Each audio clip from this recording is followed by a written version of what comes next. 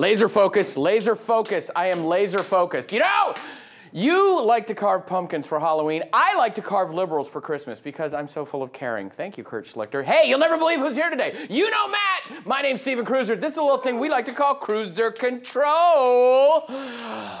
You know, when he's not a drooling, he's acting a fooling. Hey, kids, it's tingle time.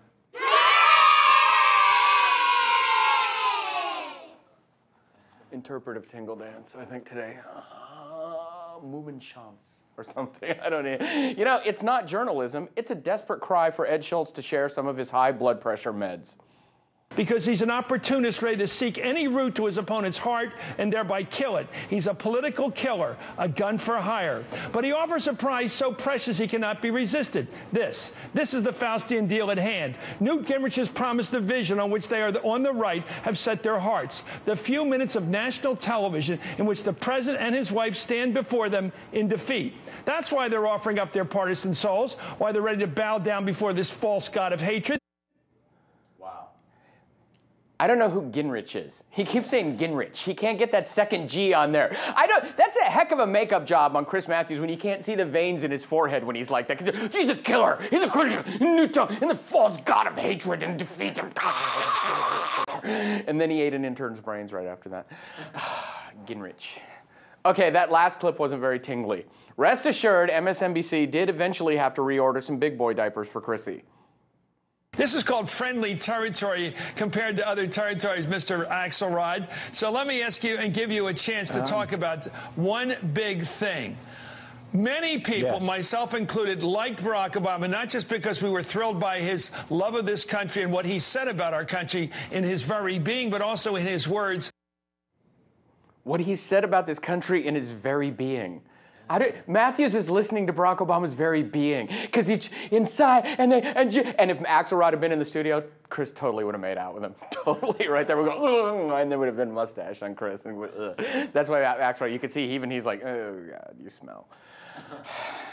With so few shopping days left until Christmas, don't forget to go online and order up a big helping of It's Not Just Me Anymore. Woo.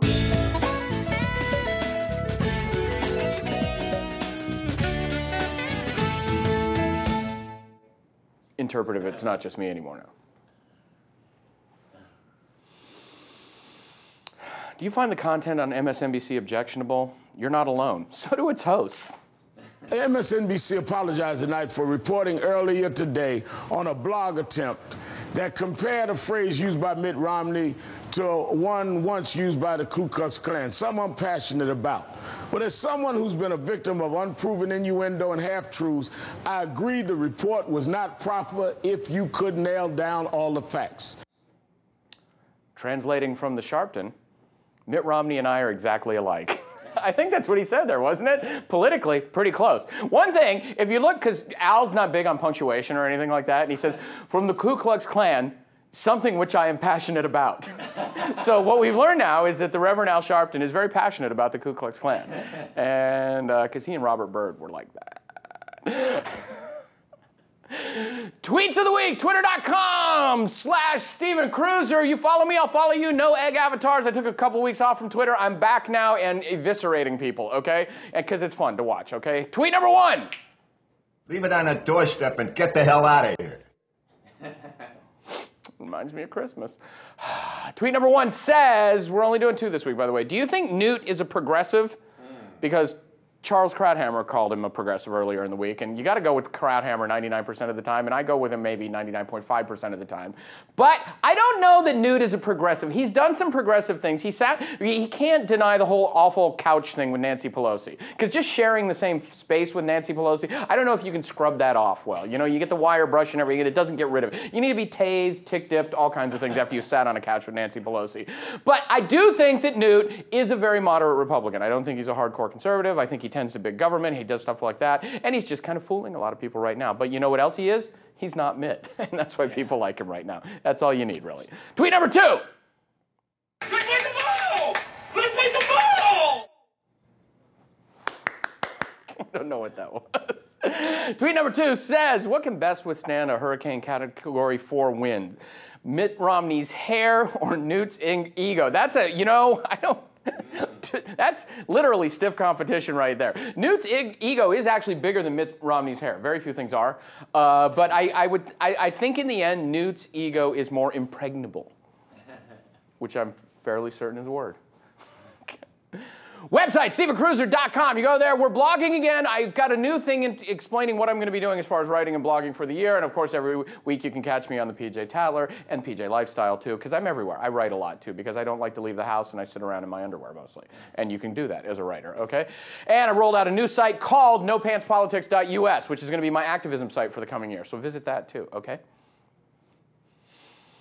Bonus clips on this week, too. A couple great ones. Okay, and when you comment, of course, I don't have the pink script right now, but I will sign it for you. You also get a lovely PJ Media screen wipe. And you don't just have to wipe the screen. You can wipe whatever you want with it, actually. This is still America. You go out and wipe whatever you want to wipe, okay? We're wiping. This week's comment. Referring to our dear friend Marcos Molitsas from the last show. Marcos didn't know the Boston Tea Party was in 1773, so his idiot followers called Sarah Palin stupid. Only liberals have thought police. They don't actually think themselves. Do I get points for posting the first comment? Yes, you do, because then I didn't have to look at the other ones to pick a winner. No, I read them all. I'm just kidding. But, you know, you're right. The left gets away with calling people on the right dumb all the time, even though we're not being dumb, okay? And then they just pretend it didn't happen, although they're saying stupid things every day. And if you want a repository of stupid, go to the Daily Kos. It's there every day for you, a repository of stupid. That was their original subtitle for the blog. But none of them could spell repository. Okay? If all you can reply is it must be the circle of dumb.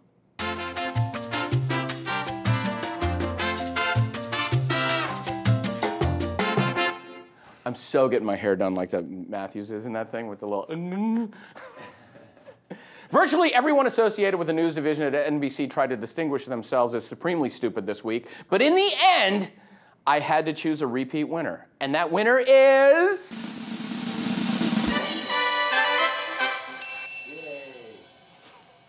Debbie, it's fun to pretend Wasserman-Ditz, the head of the Democratic Nutjob Committee. She started the week off this early Monday morning with a bit of fantasy.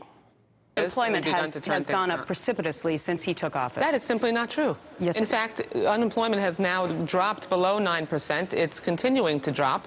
Yes. He's been focused on trying to But it's higher than when they promised that the stimulus would lower it to 8%. See, that narrative doesn't work for you anymore, though, because when it's not my narrative. I'm just talking about facts of where the unemployment numbers are. You just said that the unemployment rate has been going up since he took office, and it hasn't. There, in a nutshell, you see the Democrats' strategy for the coming year. They're going to pretend, okay? They're just going to make stuff up. Unemployment has been going up. That's simply not true. No, unicorns and fairies and salad. No, it's not up. It's Let me give her a wipe. I don't know what that means either, Matt. I just want to give her a wipe. How many angels can dance on the head of a pin? None, unless the dance has been choreographed in The Last Piece of My Mind.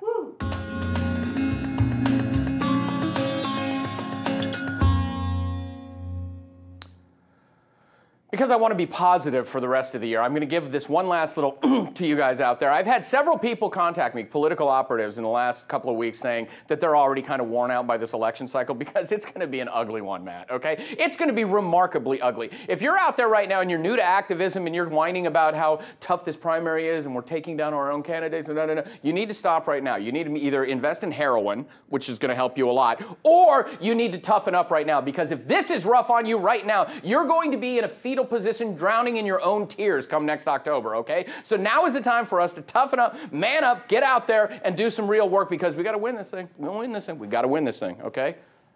I'm reconsidering running for president. Thank you very much. Woo!